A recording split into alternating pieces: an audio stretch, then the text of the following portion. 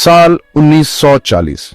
पूरी दुनिया देख रही है जैसे नाजी वॉर मशीन यूरोप पर कब्जा जमा रही है। Poland, Denmark, Norway, Netherland, Belgium और फ्रांस सब हिटलर के ब्लिट्जक्रीग के आगे गिर चुके हैं।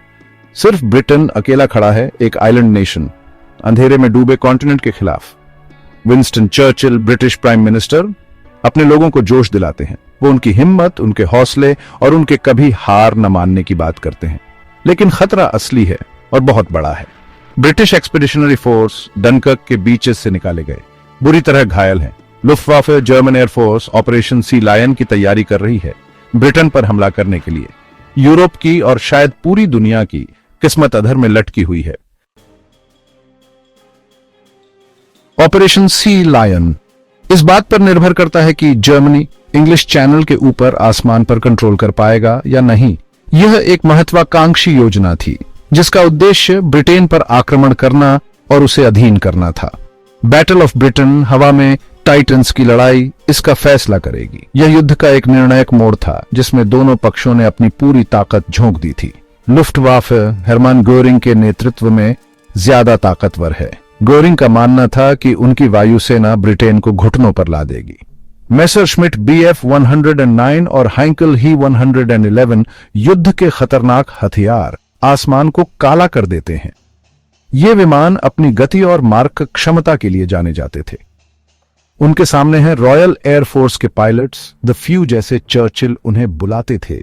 ये पायलट अपने साहस और दृढ़ संकल्प के लिए प्रसिद्ध थे। अपने हरिकेन्स और स्पिटफायर्स में वो आसमान में उड़ान भरते हैं, जबरदस्त डॉग फाइट्स में हिस्सा लेते हैं जो आगे चलकर कहानियां बन जाएंगी। ये विमान ब्रिटेन की रक्षा की रीढ़ थे। बैटल ऑफ ब्रिटेन पूरे 1940 के समर और फॉल में चलती रहती है। यह एक लंबा और थकाऊ संघर्ष था जिसमें दोनों पक्षों ने भारी नुकसान उठाया। RAF कम संख्या में होने के बावजूद बड़ी कुशलता और दृढ़ता से लड़ती है। उनकी रणनीति और साहस ने उन्हें कई बार जीत दिलाई। उनकी हिम्मत ब्रिटिश रेडर और इंटेलिजेंस के साथ मिलकर असर दिखाने लगती है। रडार ने उन्हें दुश्मन के विमानों की स्थिति का पता लगाने में महत्वपूर्ण भूमिका निभाई। गोरिंग की लुफ्टवाफे को भारी नुकसान होता है। उनके कई विमान नष्ट हो जाते हैं और पायलट मारे जाते हैं। ऑपरेशन सी लायन टाल दिया जाता है और फिर आखिरकार रद्द कर दिया जाता है। यह जर्मनी के लिए एक बड़ी असफलता थी। ब्रिटेन डटा रहता है और हमला नाकाम हो जाता है। यह ब्रिटेन की दृढ़ता और साहस की जीत थी जिसने इतिहास में एक महत्वपूर्ण अध्याय लिखा। ब्रिटेन को जीतने में नाकाम होने के बावजूद हिटलर के इरादे बड़े ही रहते हैं। वो अपना ध्यान पूर्व की ओर करता है। उसकी नजर सोवियत यूनियन के विशाल संसाधनों और जमीन पर है। जून 1941 में ऑपरेशन बारबरोसा, इतिहास का सबसे बड़ा मिलिट्री इन्वेजन शुरू हो जाता है। वेयरमाख्ट जर्मन आर्मी सोवियत बॉर्डर पर धावा बोल देती है। लाखों सैनिक, हजारों टैंक्स और एयरक्राफ्ट की एक अंतहीन लहर पूर्व की ओर बढ़ती है। शुरुआती हमले से स्टालिन, सोवियत डिक्टेटर, चौंक जाता है। सोवियत फोर्सेस हमले से लड़खड़ा जाती हैं। लेकिन सोवियत यूनियन बहुत बड़ा है। इसके लोग सालों की मुश्किलों से तपे हुए हैं। जैसे जैसे जर्मन्स रशिया में आगे बढ़ते हैं, उन्हें कड़ा प्रतिरोध मिलता है। स्कॉच्ड अर्थ पॉलिसी, कड़क रशियन विंटर और रेड आर्मी की दृढ़ता असर दिखाने लगती है। इन्वेजन, जो शुरुआत में एक बड़ी कामयाबी थी, अब धीमी पड़ने लगती है। अटलांटिक के पार यूनाइटेड स्टेट्स यूरोप की घटनाओं को बढ़ती चिंता से देख रहा है। प्रेसिडेंट फ्रैंकलिन डी रूजवेल्ट हालांकि युद्ध में शामिल होने से हिचकिचा रहे हैं, लैंड लीज एक्ट के जरिए ब्रिटेन को मदद पहुंचाते हैं। 7 दिसंबर 1941 को युद्ध का रुख नाटकीय रूप से बदल जाता है। जापानीज फोर्सेस पर्ल हार्बर, हवाई पर हमला करती है और यूनाइटेड स्टेट्स युद्ध में शामिल हो जाता है। सोया हुआ विशाल जाग उठता है। उसकी इंडस्ट्रियल ताकत और विशाल संसाधन अब एक्सिस पावर्स के खिलाफ हो जाते हैं। यूनाइटेड स्टेट्स अपने यूरोपियन एलाइज के साथ मिल जाता है, जरूरी मैन पावर, इक्विपमेंट और सप्लाईज देकर। आर्सेनल ऑफ डेमोक्रेसी, जैसा रूजवेल्ट ने इसे कहा था, अब काम करना शुरू कर देता है। हथियार और सामान बनाना शुरू कर देता है जो युद्ध का रुख बदल देंगे। सेक्शन 5 पाल्टा बादलाव 1942 युद्ध में एक टर्निंग पॉइंट है। पैसिफिक में Japanese advance battle of Midway में रुक जाता है। नॉर्थ अफ्रीका में ब्रिटिश और अमेरिकन फोर्सेस ऑपरेशन टॉर्च में उतरते हैं, कॉन्टिनेंट को आजाद कराने के लंबे अभियान की शुरुआत करते हुए। लेकिन ईस्टर्न फ्रंट पर है जहां युद्ध की सबसे निर्णायक लड़ाई लड़ी जाती है। स्टालिनग्राड के खंडहरों में महीनों तक जिंदा रहने की एक क्रूर जंग चलती है। रेड आर्मी बेताब हिम्मत से लड़ते हुए धीरे धीरे जर्मन इन्वेडर्स को पीस डालती है। बैटल ऑफ स्टालिनग्राड इतिहास की सबसे खूनी लड़ाइयों में से एक निर्णायक सोवियत जीत के साथ खत्म होती है।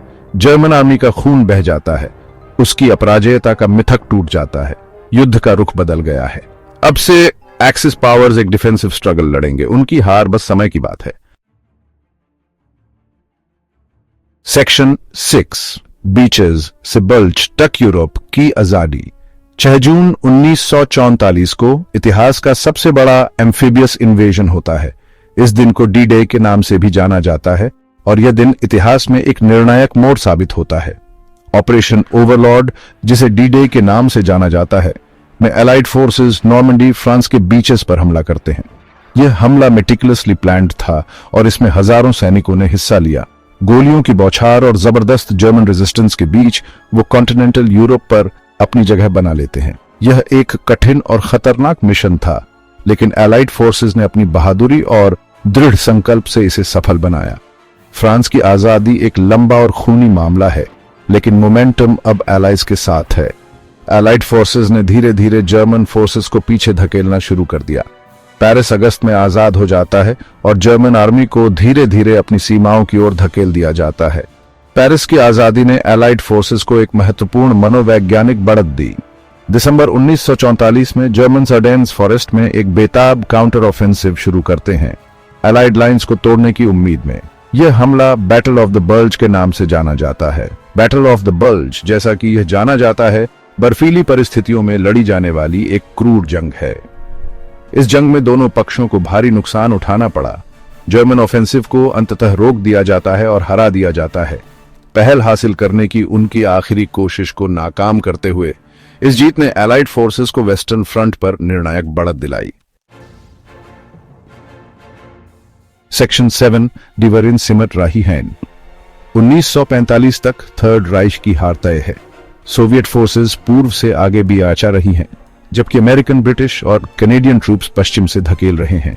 जर्मन शहर, जो कभी नाजी पावर के प्रतीक थे, अब खंडहर में पड़े हैं, एलाइड बॉम्बिंग से तबाह हो गए हैं। अप्रैल में Soviet forces Nazi capital Berlin को घेर लेती है। जैसे जैसे शहर गिरता है, गली दर गली हिटलर और उसका इनर सर्कल फ्यूरर बंकर में चले जाते हैं। राइख चांसेलरी के नीचे एक अंडरग्राउंड कॉम्प्लेक्स। सेक्शन 8 बर्बादी और नई शुरुआत। 30 अप्रैल 1945 को सोवियत ट्रूप्स के पास आने के साथ एडोल्फ हिटलर आत्महत्या कर लेता है। 1000 साल के राइख का उसका सपना खंडहर में बदल जाता है।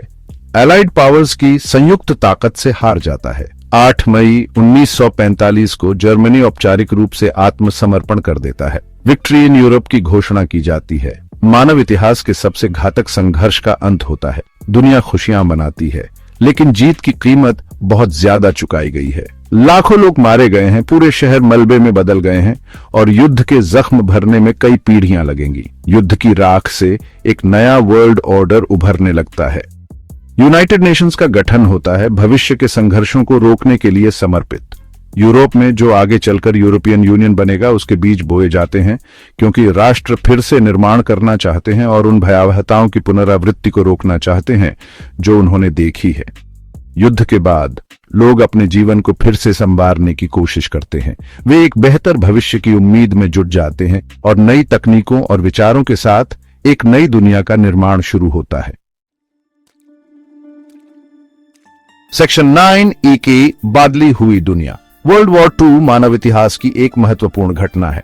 इसने जियोपॉलिटिकल लैंडस्केप को बदल दिया। यूनाइटेड स्टेट्स और सोवियत यूनियन को सुपर पावर्स के रूप में उभरने का नेतृत्व किया और एटॉमिक एज की शुरुआत की। संघर्ष से सीखे गए सबक, टोटलिटेरियनिज्म की भयावहता और इंटरनेशनल कोऑपरेशन का महत्व आज भी गूंजता है।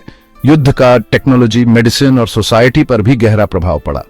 युद्ध की जरूरतों से प्रेरित होकर एविएशन, कंप्यूटिंग और मेडिसिन में प्रगति ने युद्ध के बाद की दुनिया को आकार दिया। संघर्ष के कारण महत्वपूर्ण सामाजिक और राजनीतिक परिवर्तन भी हुए, जिसमें कॉलोनियलिज्म का विघटन और सिविल राइट्स मूवमेंट्स का उदय शामिल है। वर्ल्ड वॉर II की विरासत जटिल और बहुआयामी है।